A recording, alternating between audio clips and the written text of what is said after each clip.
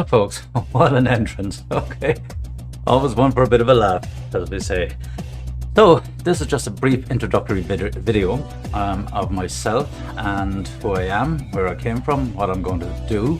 And by way of introduction, I will be using, obviously, a lot of technology. Technology being my background, so I'm going to have a bit of fun and games over the next 12 weeks. So, I'm Professor Mark Cashin, also known to my friends as Mark.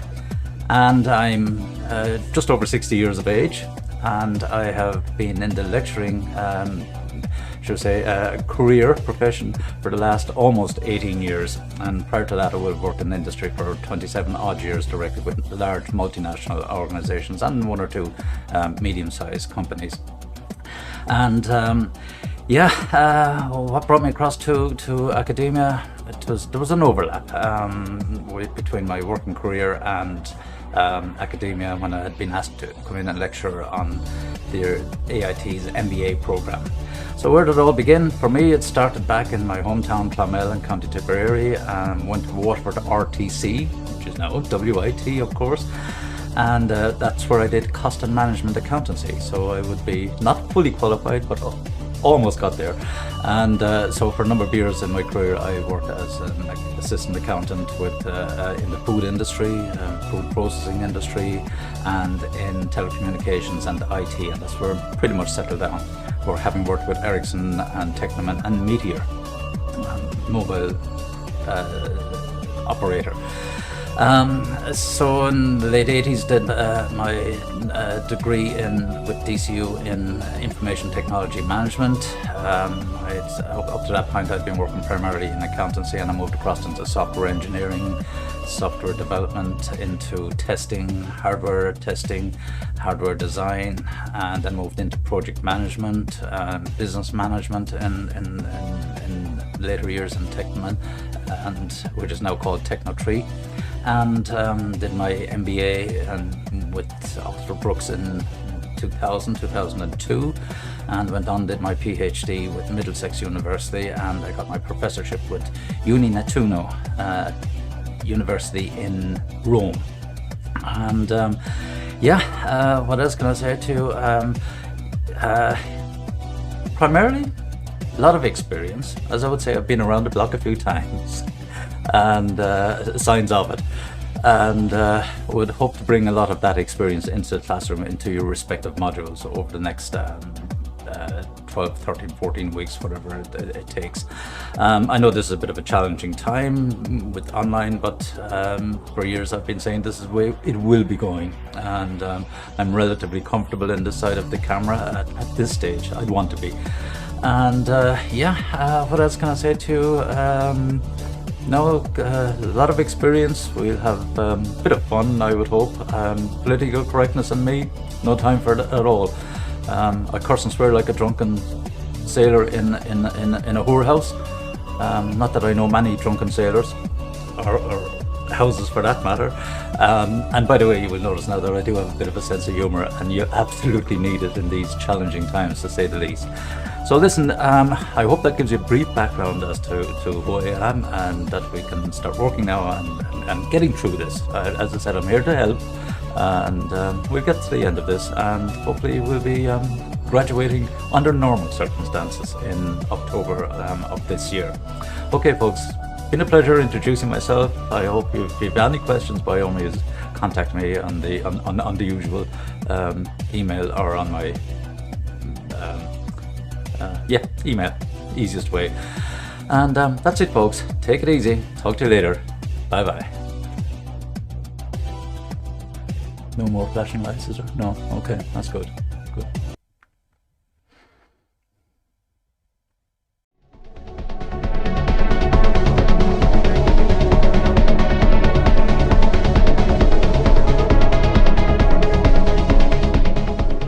Moodle page, that's the one.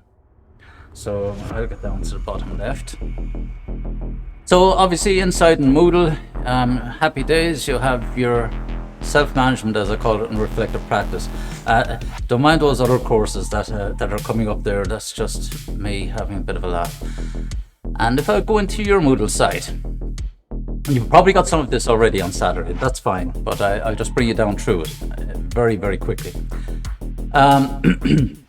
You have the module descriptor, and we have our learning outcomes, standard stuff, and indicative syllabus. So the areas that, one of the bigger areas that you'll see here is emotional intelligence cropping up, and we will be talking about that at length in later lectures.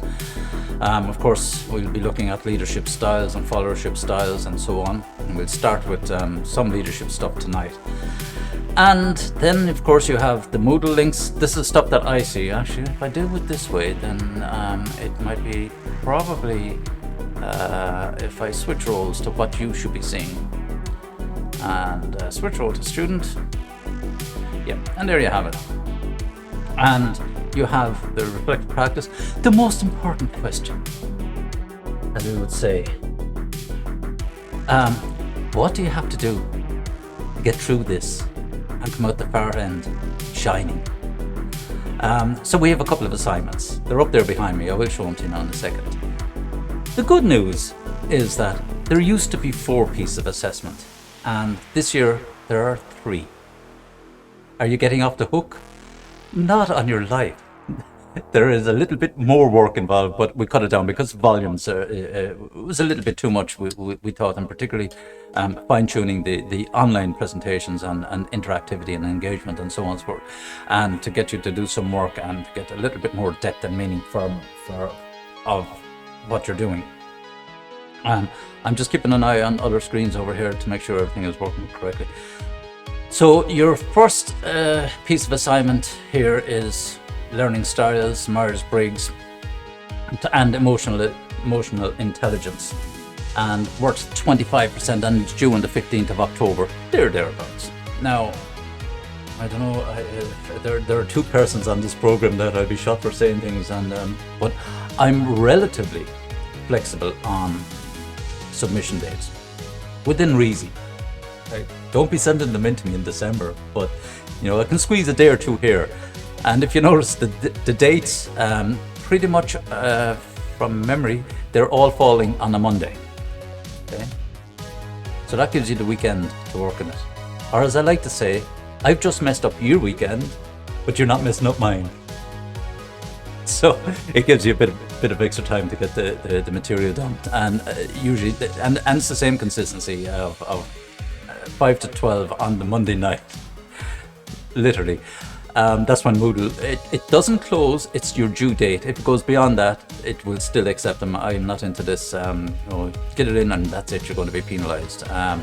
It does red flag, of course, if you're a day or 2 days afterwards, and of course there are procedures and processes, but again, like all other rules, we have to use a little bit of, say, common sense as well.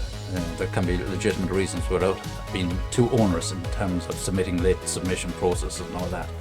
Again, I'll be shot for saying certain things, but that's just the way I am. I'm old, and rules are rules. But in any case, so you have 3 of them, and this is the first one you have to do. Then there's a second one, will be leadership and followership style. And then your final reflective piece, the culmination of this module, essentially. So really what the first 2 pieces of assessment entail it's for you guys and ladies to go online, and you can find suitable sites. Literally just scan for sites. There might be some recommendations on Moodle for sites to go to, but what I would suggest, a couple of criteria when you're looking for these sites.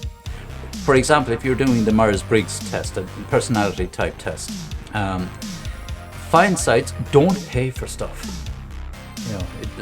There are thousands of free sites out there, and go for sites that have a lot of questions, or at least a number. Don't take some of these sites that 12 quick questions and here's your personality. Just don't work. The more questions you are, and I'm sure some of you, and many of you actually, probably did some of these tests before, and you know yourselves that the more questions you ask, and sometimes you find that the questions they look almost identical or are repeated. There may be subtle changes and different contexts, and they're the kind of sites you should go for. even though those questions may appear the same, technically you shouldn't be able to cheat these tests. And the best value you'll get out of these tests is you answer the first thing that comes to your head. Don't try to analyze or over-examine the questions themselves and say, well, I'll write this down, I want to portray this. Defeats the whole purpose, and I'll explain why later on. But the first thing that comes to your head, and just put it down. Don't stay middle of the range. Most of these will be using what's known as a Likert scale, on a scale of 1 to 5, or are you totally dissatisfied to very satisfied, or happy or unhappy, and all this sort of stuff, or on a scale of 1 to 5, 1 being least preferred, 5 being most preferred, the stuff. So don't be going 3s all the time and so on and so forth, because if you did, you'd be a pretty boring, bland sort of person. And we do have personalities, every one of us. So to get a measure for yourself, and I will explain when I've gone through what I'm requesting you to do here. And again, so that's the Myers-Briggs, and of course your learning style. What way do you like to learn yourself? Because we need to know these for ourselves. And then of course emotional intelligence. Now this has been the buzz for a while, but it's been around a long time, and it's gotten more prominence in the last, say, 10 years anyway. 10 to 15 years. It's been becoming more and more talked about, and our empathies, and of course this is underpinning all of these, our well-being and so on, and employee well-being. It's all directly related to our levels of emotional intelligence, particularly as leaders in organizations. And then throw in for just for good measure, diversity, inclusion, and so on, all these other things. Now, don't get me wrong.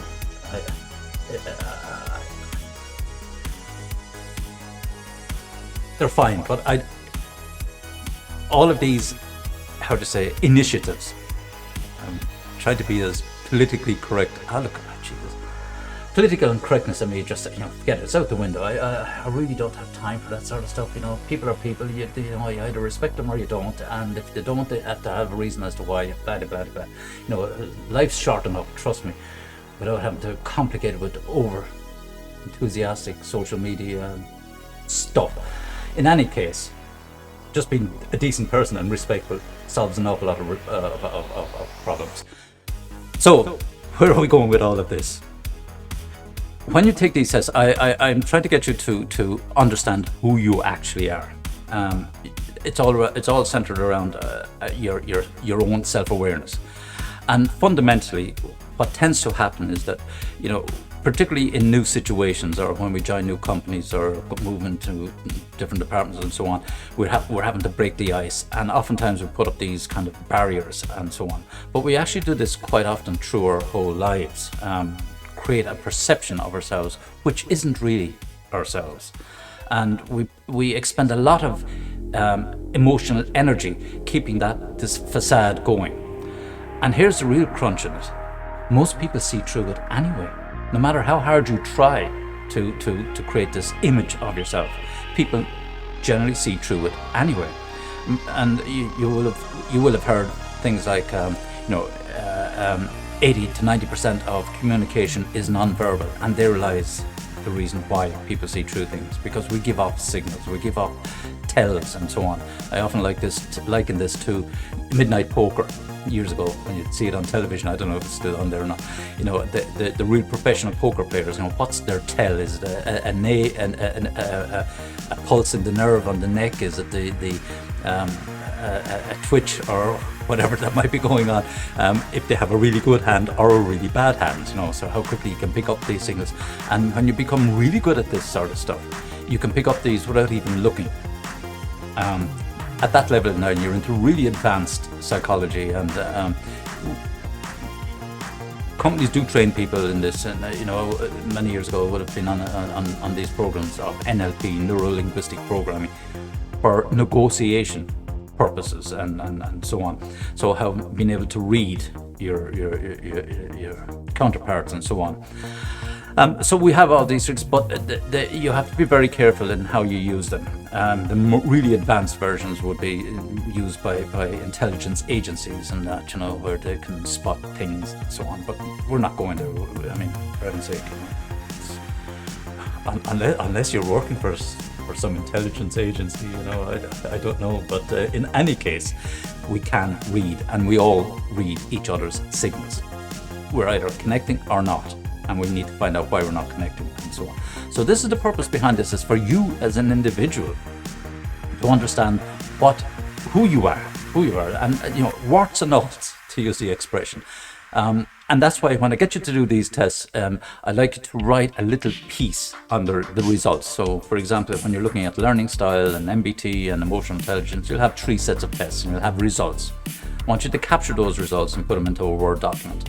But under each set, a commentary of what you thought of the test, insofar as, this was surprising, or pretty much nails what I am or how I behave in certain circumstances, and so on and so on. Just about a half a page of analysis of yourself against the results, and an absolute honest commentary. I mean, these are confidential anyway. They're not going to go up onto Instagram or TikTok or anything like that. Jeez.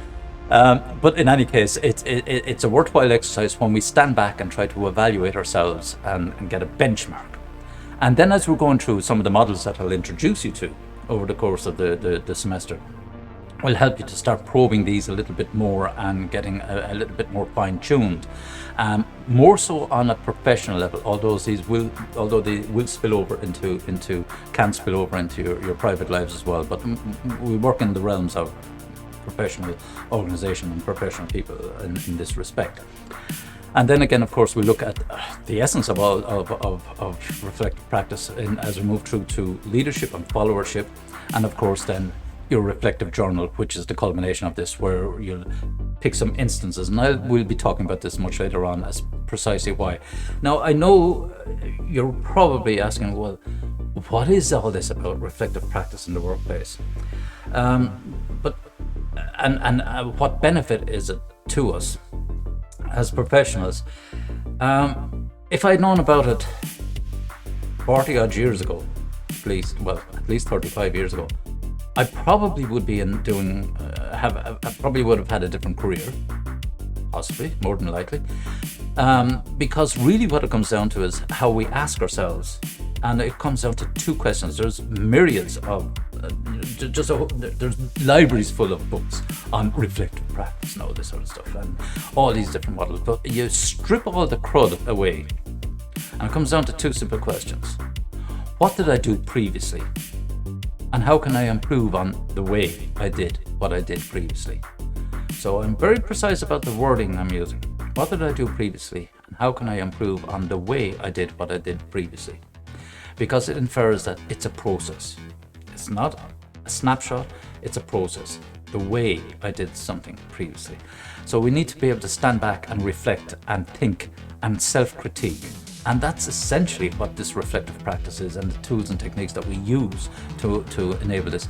And as we become better at it in terms of our professional development, we actually become a little bit more forward-sighted. So we can assess and assimilate and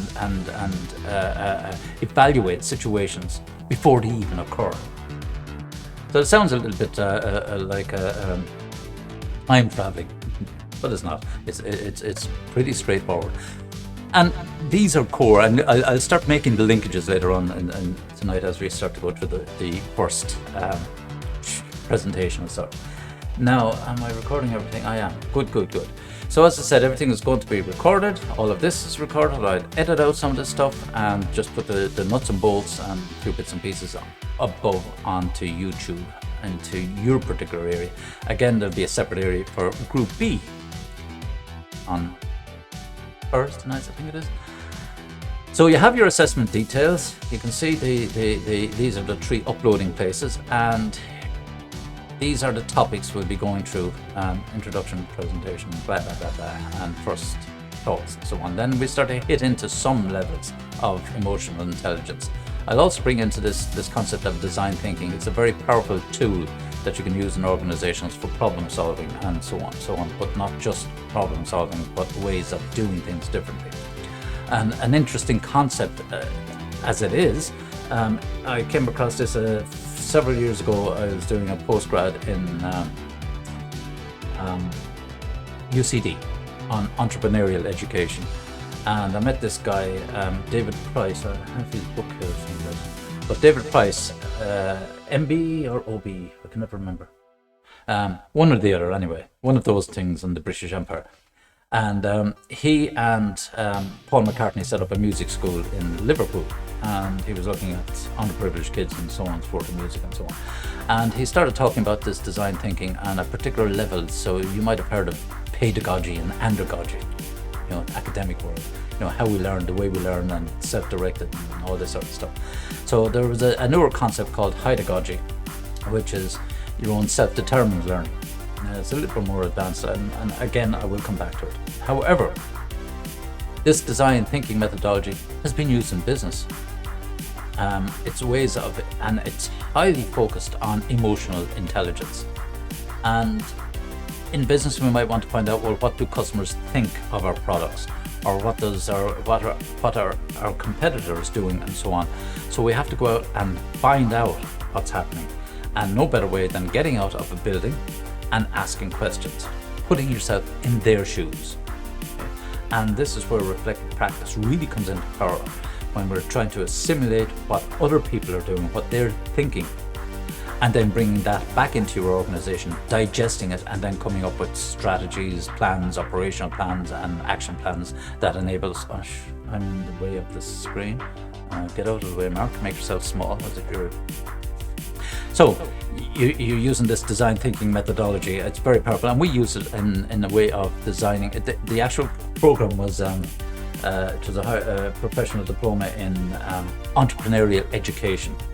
Nothing got to do with entrepreneurship or starting up companies, but more how we can be innovative and different in the way we're doing things inside in our lectures and classes. And there was quite a few secondary school teachers inside there as well.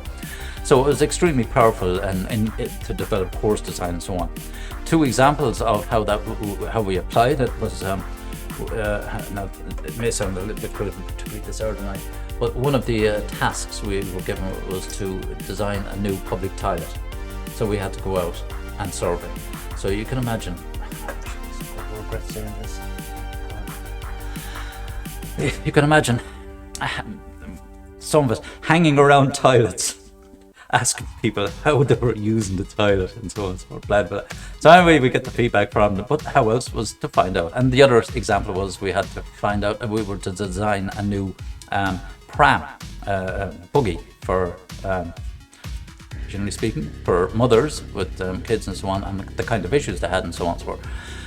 So it can be difficult to stop people in the street and ask them, and taking photographs and making sure there's no faces and so on and so forth. So all of this sort of stuff. So literally getting into other people's shoes and trying to understand the challenges they are facing. Now this rolls over then to when you're inside in a work environment. People may have issues going on in the background. So can you get inside their heads, so to speak, figuratively speaking, and understand the challenges they're having that may be affecting their performance and so on. And that's why we look at this design thinking and try and put ourselves. And probably one of the best diagrams I'd ever seen, ever, in the context of trying to understand this. There's two guys, and fellow on the left is looking at a 6 on the ground, fellow on the right is looking at a 9, and arguing. It's a 6, it's a 9, it's a 6, it's a 9. Swap around. I said, I see what you mean now. It is a 9. Yeah, it is a 6, and so on. It says a mountain. It says a whole lot about our perspectives and understandings and how we see things and how we see the world, and how we need to be able to swap around and look at things from different perspectives. And that's the journey we're going to try and take you on. Now this is, and so that's, as I said, design thinking, and it goes on down here in leadership and performance and so on. So all the material is there. Again, we look at this Secchi model, which is extremely powerful. It's socialization, externalization, combination, and internalization. So it's one of these mechanisms that I use, and I wrote about this in my doctoral studies about a knowledge sharing inside an organizations, and how do we get that out into the public domain, because we all know stuff that exists inside our heads, as we refer to it as tacit knowledge. And how do we make that tacit knowledge explicit? So we have models and techniques to enable individuals, teams, departments, and organizations to tap into that tacit knowledge. And that underpins what we refer to often as organizational learning. And again, we have models for measuring this. There's a model for measuring everything, everything you can do with data analytics. Measure it, and so on. So Secchi model is one of these models that, as I say, talk about transforming organizations and how to do that and use those models effectively. And then towards the latter end of the program, then we start to look at reflective practice before we go into the final brief. And then I'll do a little bit on the action learning and professional development, where it pulls a lot of the stuff that we've talked about already, pulls all this together, and so on and so on. That's a brief overview of what you're letting yourselves in for. You will see that there's a lot of connectivity and integration with the other modules, and purposefully so. These are not like standalone modules. They're highly integrated, and that's hopefully what you will be coming away with at the end of this program, is showing how all of these, and you'll see that in your second semester when you're looking at your work-based project and so on. So you'll be dipping into parts of these, or some of these foundational type modules, to get more out of your work-based project than you might have originally expected or set targets for. How are you now? I should have checked. I assume you can all see this clearly. Yeah, I just need to turn up. That's good, because as I said, I'm using all sorts of weird and wonderful things here. Okay, I'm doing my Kieran Malooly stuff here with my earpiece. And he was actually one of my students some years ago, and then he goes up and leaves RTE. So that wasn't my fault. Wasn't what I had taught him that he left. No, wait, here's a nice chap. Right, build that Moodle page, and